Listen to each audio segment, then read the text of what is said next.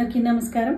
So నాకు ఏదైనా విషయం తెలిస్తే అందరికీ షేర్ చేసుకునే అలవాటు ఉంది కాబట్టి ఈరోజు చెవికి మనకున్నటువంటి చెవికి మన అంటే గర్భాశయానికి ఒక ఇంటర్లింక్ ఉంది అని చెప్తానన్నమాట.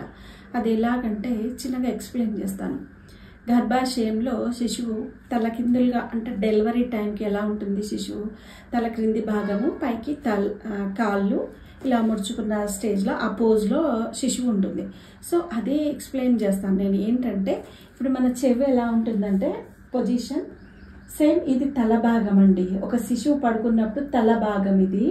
తర్వాత ఇది వచ్చేసి స్పైనల్ కార్డ్, లోపల ఉన్నటువంటి కాళ్ళు, తర్వాత ఇది చేతులు, లోపల ఇంకొక చిన్న గోడలాగా ఉంటుంది, అది ఊపిరితిత్తులు అని చెప్తారనమాట సైంటిస్టులు. అంటే వెనకట వేరే గ్రంథాలలో ఒక మనిషి మదర్ హోమ్లో ఉన్నప్పుడు పొజిషన్ని మన చెవితో పోలుస్తారు. అంటే కొన్ని ప్రెషర్ పాయింట్స్ మన కర్ణానికి ఉంటుందంట. అవి ఏంటి అంటే జనరల్గా అందరికీ చెవులు కుట్టించుకోవడం ఒక ఫ్యాషన్ కాదండి. చెవులు ఎందుకు కుట్టించుకుంటారు, అసలు చెవి చుట్టూ ఇవన్నీ పెడతారు కదా, అవన్నీ ఎందుకు కుడతారు అనే దానికి కూడా ఒక సైంటిఫిక్ రీజన్ వల్లనే పెడతారంట. వెనకటి వాళ్ళు అజ్ఞానులు కాదు, విజ్ఞానులే. సో ఎలా అంటే అప్పుడు డాక్టర్స్ వాళ్ళు వీళ్ళు లేని సమయంలో ముందు జాగ్రత్త కోసం వాళ్ళకు తెలిసిన జ్ఞానాన్ని ఈ చెవిలో ఏంటంటే ఇప్పుడు మనము చెవి కుట్టించుకుంటామండి. అంటే ఈ సెంటర్ పాయింట్, ఈ రౌండ్ షేప్లో ఉన్న సెంటర్ పాయింట్కి మనం చెవి కుట్టించుకుంటాం, చాలా అందంగా కనిపిస్తుంది. అదే కాకుండా దాని కొంచెం పై భాగంలో కూడా కుడతారు కొందరికి. ఎందుకంటే మాటలు రాని పిల్లలకి అయ్యో మీ బాబుకు మాటలు రావట్లేదా, అయ్యో మీ పాపకు మాటలు రావట్లేదా, మరి చెవి కుట్టించండి అని చెప్తారనమాట. అంటే దానివల్ల ఒక ప్రెషర్ పాయింట్ మీద ఎప్పుడైతే కుట్టడం జరుగుతుందో దానికి మన టంగ్కి ఇంటర్లింక్ ఉంటుంది అనమాట, లోపల నుంచి నరాలకి కనెక్షన్ ఉంటుంది. సో దానివల్ల ఇది కుడతారు. తర్వాత ఈ చుట్టూ కూడా కుడతారు. ఈ చుట్టూ ఉన్న భాగం ఏంటి, స్పైనల్ కార్డ్, వెన్నుముక. మనం ఇట్లా ఫీల్ అవుతున్నప్పుడు కూడా తెలుస్తుంది ఆ డిస్క్లు ఎలా ఉంటాయో, ఈ భాగం కూడా మనకు అలానే మీరు ఫీల్ అయ్యి చూడండి తెలుస్తుంది.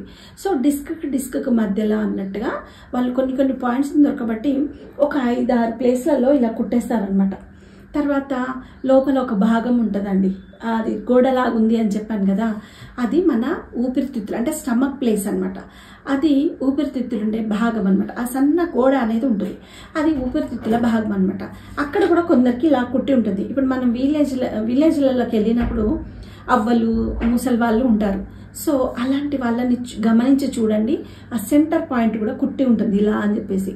దాన్ని ఎలా అంటే వెనకటి రోజులలోనే కాదండి, ఇప్పటికీ కూడా ఉబ్బసము, ఈ దమ్ము, ఇలాంటి దగ్గు జలుబు ఇలాంటి ప్రాబ్లమ్స్ ఉన్న వాళ్ళు అక్కడ ఆ పాయింట్ను ప్రెషర్ చేయడం వల్ల అది యాక్టివేట్ అవుతుందంట. ఊపిరితిత్తుల ప్రాబ్లమ్స్ లేకుండా అది కాపాడుతుందని, ఈ స్పైనల్ కార్డ్కి సంరక్షణగా ఉంటుందని డిస్క్లో, ప్లస్ కంటి చూపు మెరుగవుతుందని, తర్వాత టంగ్ ప్రెషర్ కావడం వల్ల మాటలు మంచి వాక్చాతుర్యం వస్తుందని చెప్పేసి ఈ కర్ణానికి కుట్టించడం వల్ల ఇన్ని ప్రయోజనాలు ఉంటాయని పెద్దవాళ్ళు చెప్పారు ఆనాడే. మనకు వేదాలలో చెప్పబడింది ఇది.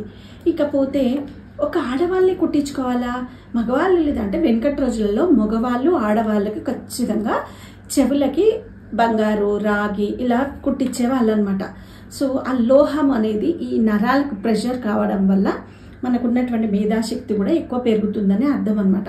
ఇప్పుడు రాను ఏమవుతుంది, కొంచెం ప్యాషన్గా తీసుకొని అబ్బాయిలు అయితే ఒక చెవికి కుట్టించుకుంటున్నారు, ఇంకా కొందరు కుట్టించుకుంటున్నారు, కొందరు లేదండి. కానీ దీనికి ఆడ మగ తేడా కూడా లేదంట. ఈ జ్ఞానం అనేది మనకు డెవలప్ కావాలి అంటే ఇలాంటి ప్రెషర్ పాయింట్స్ మనం ఖచ్చితంగా అది పెద్దవాళ్ళు చెప్పినట్టు చేయడం అనేది చాలా మంచిది, ఆరోగ్య సూచన అనమాట. ఈ కార్యక్రమాన్ని కొందరు పెద్ద ఫంక్షన్ లాగా కూడా చేస్తారనమాట. సో ఇట్లాంటివి తెలుసుకోవడం చాలా మంచిదని నేను అనుకుంటున్నాను. Hello, this is me, Prince Yavar. Please do like, share, subscribe to ANR Studios. Thank you.